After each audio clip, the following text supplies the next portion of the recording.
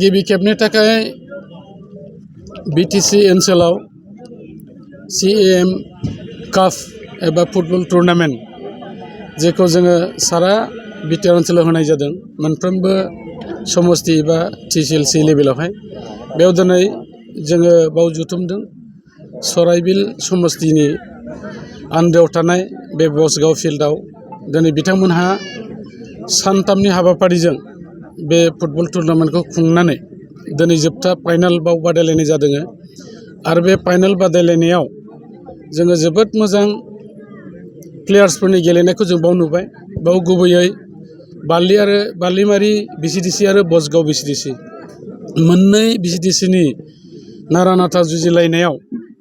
आरो मोननै टीमनि मोजांथार गेलेलायनायाव मोजां गेलेलायदोंब्लाबो मोनसे टीमा देरहागोन मोनसे टीमा जेनगोन बे दंखायो दा बेयाव जों नुबाय बालिमारि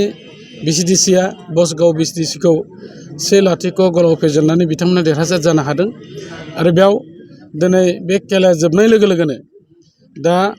जोंनि खुंफुं आफादा एबा सराइबिल समस्तिनि दैदेनगिरि बिथांमोन TCLCनि दैदेनगिरि बिथांमोन ज' जानानै दा बे बान्था राननाय हाबाफारिखौ अलरेडि खालामखांबाय आरोबाव जोंबो बाहागो लानानै जोबोद गोजोननाय मोन्दों मानो होननानै बुङोबा जोंनि बिटिआर ओनसोलाव थानाय जोंनि लाइमोनफोरखौ बायदि बिथिङाव साखाफारा खालामनायजों लोगोसे फुटबलाव जाहाथे साबसिनथारै गेलेनो हायो बेखौ नोजोर बोनानै जोंनि मानगोनां बिटिआरनि चिफ बिथाङा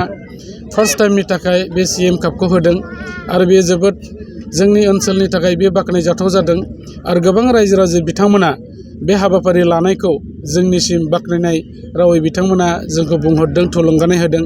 दा जाय प्लेयार्स बिथांमोना बाव गेलेबाय आरोबाव जिहेतुके गेलेबावनांगौ दङ बेनिफ्राय मोजां टीम सायख'नानै बिथांमोना सराइबिल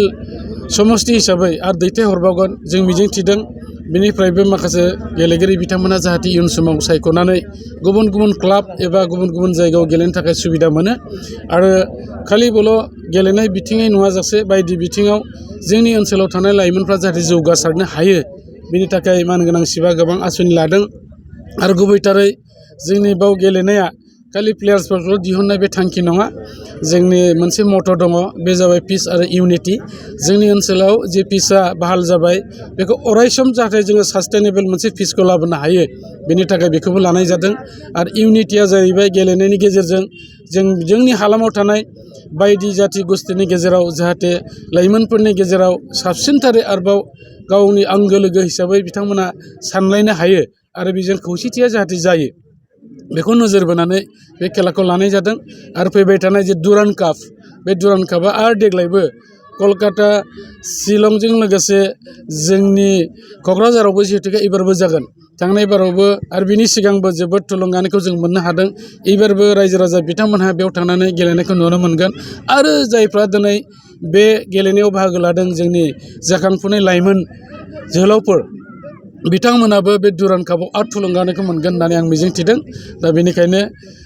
आरोबाव जोंनि मानगोनां बिटिआरनि चिफ प्रमद बर' बिथांखौ आं थेंक्स होदों बेबायदि गाहामथार हाबाफारिखौ लानायनि थाखाय